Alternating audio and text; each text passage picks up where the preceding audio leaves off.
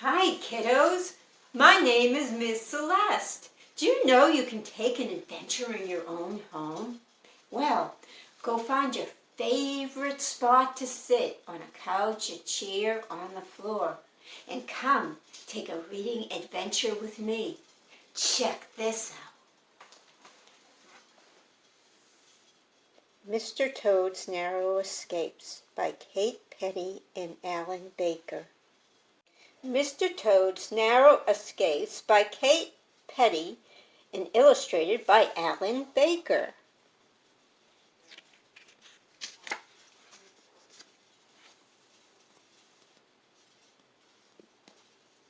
A chilly autumn wind ruffles the surface of the pond where Mr. Toad, his wife, Lumpy, and all their hundreds of children spent the summer. Brrr, shivers Mr. Toad. All the toads began to feel cold and sleepy.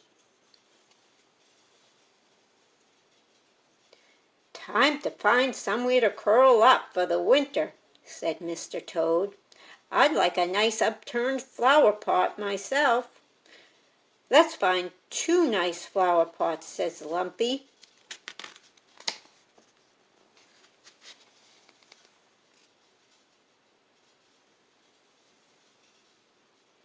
"I think I'll start out right away," says Mr. Toad.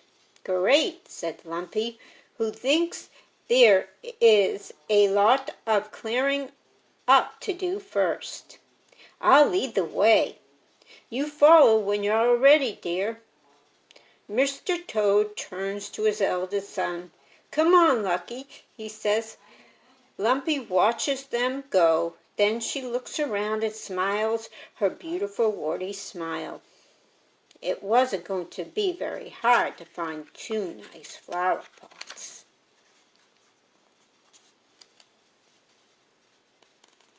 "Keep up," said Mr. Toad to Lucky as they waddle along. "I'm certain I've seen an upturned flower pot close to a pond not far from here. Quick, across the road." "Phew!" Mr. Toad said. "Lucky, Lucky. You should know better than to cross a country road on a curve, Mr. Toad."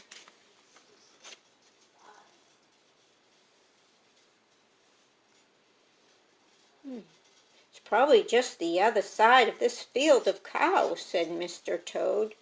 He looks at the fence. It isn't barbed wire. It doesn't look like a very strong fence for so many cows. He puts his ear to it. It's humming.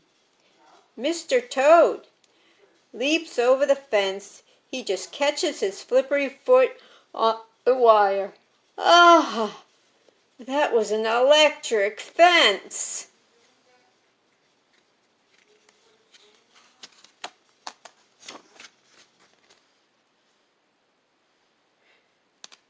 Luckily, Lucky helps Mr. Toad to his feet. "I'm not hurt," said Mr. Toad in a terrible voice, "just a little shocked."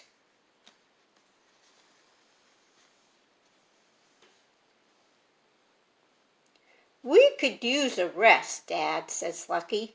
"Not in the haystack. The hay might smother us. This looks like a good place. It is such a nice sheltered spot that father and son fall asleep right away."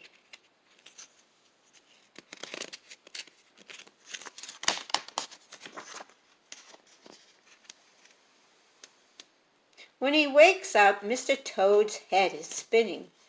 "Jump!" he croaks. They jump clear of the tractor wheel. Everyone should know to keep away from farm machines. They can start to roll at any time.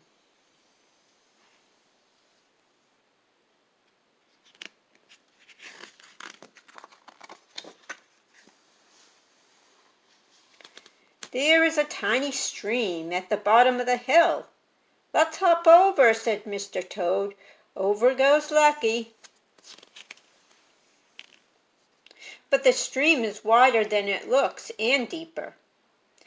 It's a good thing Mr. Toad is a strong swimmer because there is no one around for miles big enough to help him.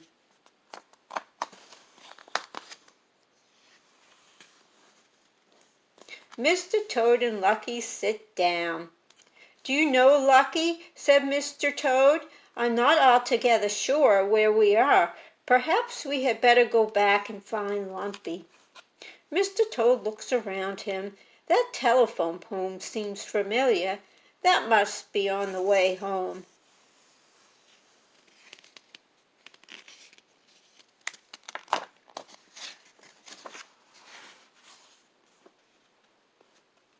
But there are lots of telephone poles.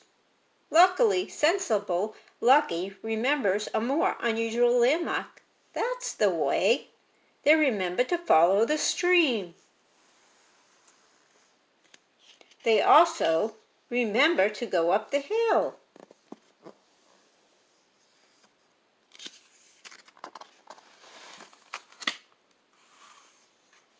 But both the toads forget that sometimes cows like to run.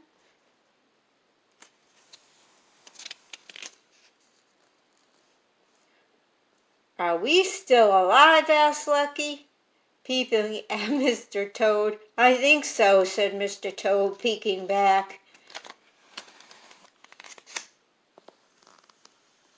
"I'm hungry," says Mr. Toad. "We'd better wait until we get home," says Lucky. "These berries and mushrooms might be poisonous."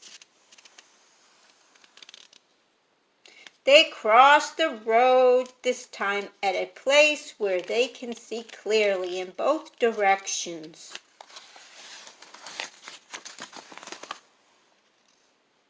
And there is their old pond. But where is Lumpy? Quack, quack. Lumpy has found two wonderful homes for the winter.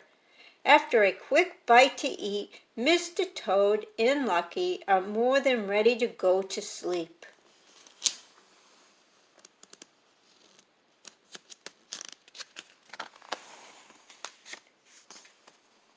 The end.